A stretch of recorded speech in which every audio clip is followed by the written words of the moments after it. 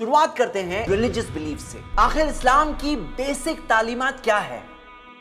इस्लाम ये सिखाता है कि सारे इंसानों का एक ही मालिक है, वही हम सबको बनाने वाला है, वही इस कायनात को चलाने वाला है। अच्छा बुरा, जिंदगी, मौत, बीमारी, शिफा, रोजगार, औलाद, सब चीजें उसी के हाथ में है। वो एक अकेला है, उसका कोई हिस्सेदार नहीं। वो हर एतबार से परफेक्ट है, उसमें कोई कमी नहीं, उसके जैसा कोई नहीं। जब सब चीजें उसी के हाथ में है, जब हर चीज का बनाने वाला, मालिक और चलाने वाला वही है, तो हमारी सारी इबादत, बंदगी, वर्शिप, सब चीजें उसी के लिए होनी चाहिए।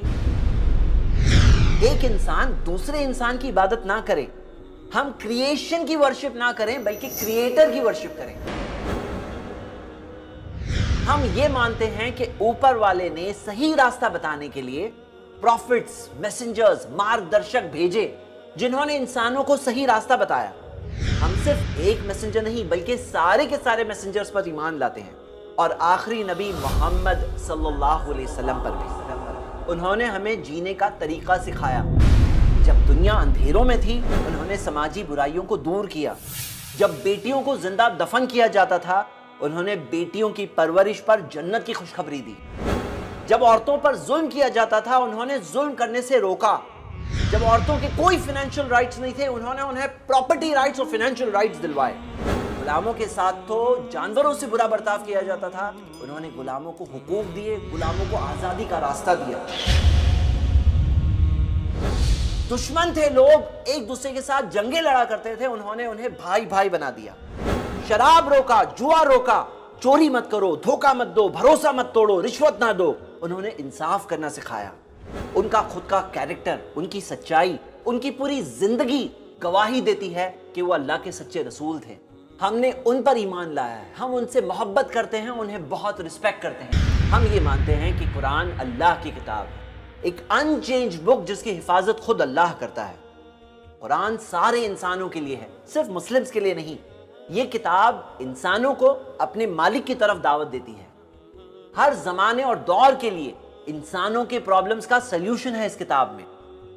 इसमें कोई ऐसी बात नहीं जो इंसान के नेचर के खिलाफ है, समाज की भलाई के खिलाफ है।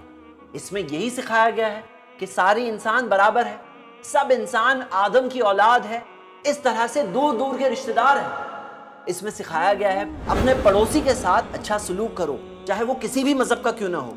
एक मासूम की जान बचाना ऐसा है जैसे सारे इंसानों को बचा लिया, और कोई एक मासूम को मारना ऐसा है जैसे सारे इंसानों को मार दिया। यतीमों पर जुल्म ना करो, रिश्तेदारी कायम करो, माँ बाप बूढ़े हो जाओ तो उन्हें उफ तक ना कहो, कोई बुरा भी करे तो उसका अच्छा करके जवाब दो। हमने इस किताब पर ईमान लाया है। हम ये मानते हैं कि मरने के बाद जिंदगी है, हम सबको जिंदा किया जाएगा और पूरा पूरा हिसाब किया जाएगा। जिसने हमें पहली बार बनाया उसके लिए फिर से बनाना कोई मुश्किल बात नहीं। एक दिन है कयामत का दिन, जिस दिन सारे इंसान अपने मालिक के सामने खड़े होंगे। तराजू में उनके कर्म तौले जाएंगे।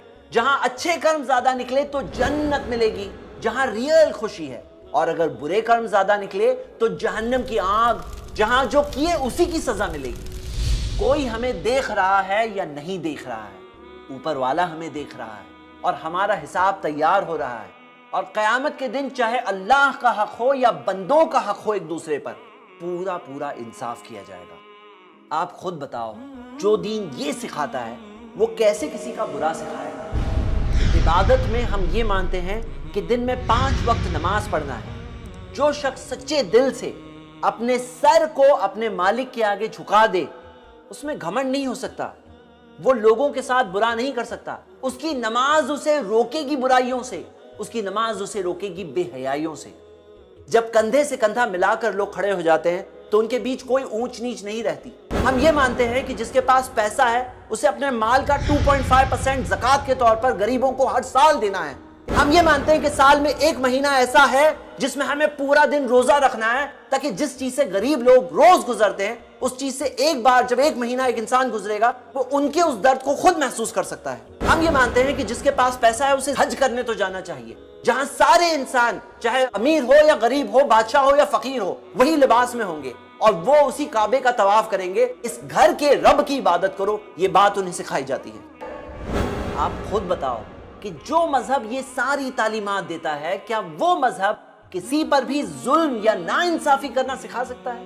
ضرور کمنٹس میں بتائیں. میوچل انڈرسٹینڈنگ پر قائم ایک اچھی سوسائٹی بنانے کے لیے, نفرتوں اور غلط فہمیوں کو دور کرنے کے لیے اس ویڈیو کو ضرور شیئر کریں.